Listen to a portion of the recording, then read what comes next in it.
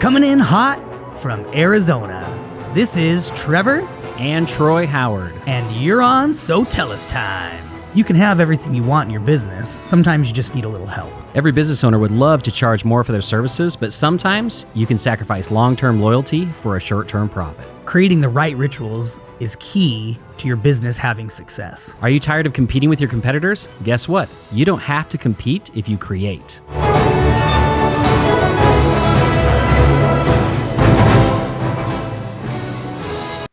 Hey everybody, welcome to another episode of So Tell Us Time. Now, before we get started, I do have to apologize. We missed a week. In fact, I even said to Troy, I'm going to just record something letting everybody know what's going on and that we were going to come back next week, which is this week, with great material like always. Last week, we were actually moving. Big, exciting news. The So Tell Us headquarters has moved. So we went out and we bought our own building. We were leasing prior, and now we have our own space that we're going to be able to grow, and that's something that we need to do is grow. So we're super excited about that. We are actually in our new space. So Troy and I are trying to get everything set up, and the videoing is a little bit different and the audio is different. And so hopefully this turns out really well. We've been playing with it and I think this is going to be great. But anyways, bear with us if there's hiccups along the way. We are figuring it all out. Today, we are going to be talking about adjusting behaviors. So today we're talking about adjusting employee or even customer behavior without having to have confrontation. And if I say anything more, it's going to give everything away. So I'm just going to let Troy jump in. Let's get going, Troy.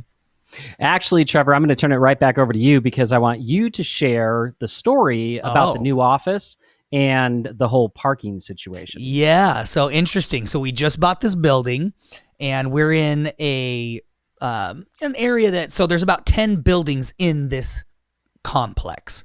And so we just bought this building. We obviously have new neighbors on each side of us, detached from our building. And it was funny because as we were coming into this building, we noticed that the parking spaces in front of them were always open and the parking spaces in front of our new building were always full. And now we have several covered parking places, which is awesome. But then the rest of it is just free and open parking. First come, first serve. So we were like, oh, okay, wow, there's a lot of people in this complex. Well, no, it's that these people, these other businesses, their employees were parking in front of our business and leaving open their parking spots. And so I told Troy, I said, well, here's what we're going to do.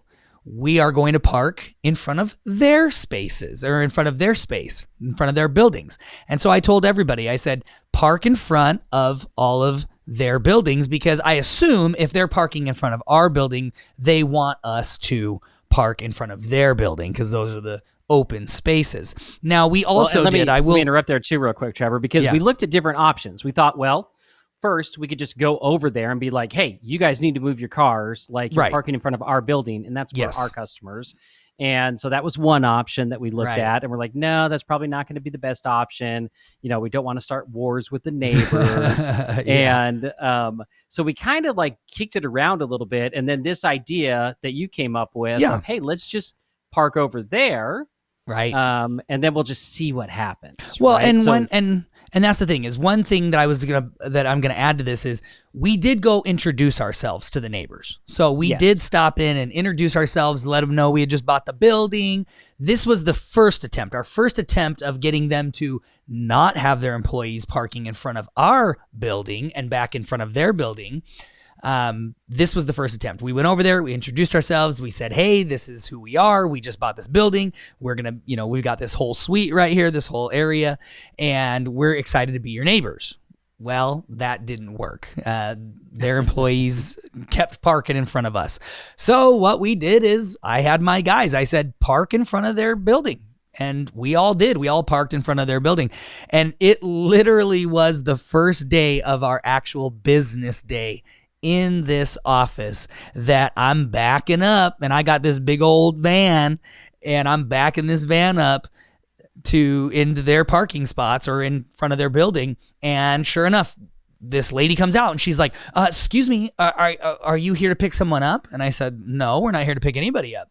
We bought this building next door, as we introduced ourselves before, because this was an employee I'd never met. And I said, all of our spaces are full, so this is where we're going to have to park. And she's like, well, we have clients coming. And I said, right. And I have employees and clients coming as well. But as you can see, all of our spaces are taken. And so we have to park over here. And she was like, oh, well, we'll go tell everyone. We'll go tell all of our employees to move so that you guys can park over there. And I was like, oh, of course. Absolutely. Like, no big deal. It's not a big deal to us. It's just, if those spaces are taken, we are going to have to park over here. This is the option for us. And she was like, oh, okay. And you know what? The funny thing is it was a little aggressive on her side at first, but very quickly, I was very nice. I always am. I always approach things. I'm not a pushover by any means. In fact, I'm the bulldog, but I match or meet them where they're at, and I keep it friendly. I keep it nice. And within minutes, she's going, and what do you guys do? Oh, and oh my gosh, we need those services. And I need to have you talk to the doctor. You need to talk to the doctor. And she got a business card and set up an appointment with the doctor and everything like that. So it worked out really well. We're not only did we get our spaces that we wanted, but we're also getting more business out of it. Yeah, exactly. So and the reason why we tell you that story is because a lot of times you have things that your employees might be doing that you're like, man, I wish they wouldn't do it that way. They really need to be doing it this way. Or maybe it's a customer, right, that just doesn't want to fit the mold of how you do things. They want you to adjust everything that you do to meet them. So what we're talking about is, how can you help them adjust their behavior without just like straight up confrontation? And one of the best ways to do that, like Trevor just gave in our example, is to create a situation that will gently push them, either your employees or your customers, to align their desires with the outcome that you want. And that's what we did, right? That's exactly what Trevor did. We wanted to be able to have our employees and customers park in front of our building, and that's what they wanted as well. So we had the exact same goal, right? And so what we did is we just helped them understand that, hey, let's just, I want this. And so I'm going to be willing to move my cars to get what I want, versus us going over there and just demanding, hey, you guys need to move out of our spots. They're like, no, they could have just been like, no, we're not going to move. We can park wherever we want. Absolutely. So instead, we created a situation where actually we were kind of the good guys, right? Because they're like, oh, no, we really need you guys to move out of there. Oh, we will absolutely move out of there. We just need a couple spots in front of our building open so that we can go there. Oh, okay, right? So you can see how you can create the situation that gives you the outcome that you want. And again, you can do that with employees. You can do that with customers. So how do you create a situation that gently pushes them to align, their desires with yours? And there's a couple of things you can do. Number one, change the environment, or change their environment. So this is what Trevor did by having people park over there. It changed the environment, and they wanted to change it back. So they made adjustments to make it happen. Yep. Another thing you can do is change processes or procedures, necessarily like, so maybe you have an employee that's not really doing what they're supposed to be doing. So, hey, put some processes, some procedures in place that's going to push them towards doing what you want them to do. And the same thing, too, with customers, right? Getting your customers to align with how your company works, not how they think that it should work and how they want it to work outside of your scope of business. And this is also a really great way if you have customers that are just those terrible customers that take up, the majority of your time, and you kind of wish that they weren't your customer anymore. This is a great way to get them to adjust their behavior to either come in line with what your company is doing and the way you do things, or to push them out the door, right? Not to be mean to them and not to be like, I'm firing you, I hate you, you're a terrible customer, but you just set environments and processes and procedures in place, and they're like, and you start implementing those with your team, and then the customer goes, well, I don't like this. This isn't how how I want it to be done, blah, blah, blah, blah, blah. Well, unfortunately, this is the way we've got to do it. We've got these procedures in place, and then they make the decision of, well, you know what, I'm just going to have to go somewhere else. Okay, I totally understand that, right? Yep. So you can get rid of them. Another thing to do is change bonus structures. If you want your employees to do certain things, set up bonus structures around those things. Money is a great motivator. That's one of the main reasons why people go to work every day is to make money. So put bonus structures around what you want them to do, and they will gravitate towards those actions because that's the carrot, right? Rather than having to use that stick and beat them all the time, just make it, a better opportunity because they get bonuses doing what you want and expect them to do. So any other ideas you have, Trevor? No, I'll just share one more story real quick because, stories are fun. The other situation that we've come into, and it was funny, I was talking to my wife about this and I was like, and she's going, I can't believe first the car thing and then now this story. And I said, it's fine. It's that we just have to reteach these people what's appropriate because the building we were in was a gentleman who retired. He sold his business. He retired. He hadn't been in the building for a little while. And so these people got used to doing things a different way. They weren't used to people being here all the time. But now we're here and we're not going anywhere and we're growing and we're bringing more people. And another situation that we're having and I think you all appreciate this because y'all live real life too. We noticed that next to one of our offices that we have a door that exits. We have multiple offices with doors that exit. Somebody in the area is putting out cans of cat food by our door. And there are 3 or 4 stray cats being fed by our door. And I said, that ain't happening. No. We're not having stanky cat food cans set by our door and set by our offices. And so I instructed my guys, I said, hey, you just throw them away. When you see them, you throw them away. So funny enough, last night, the guys are leaving. They saw a can, they threw it away.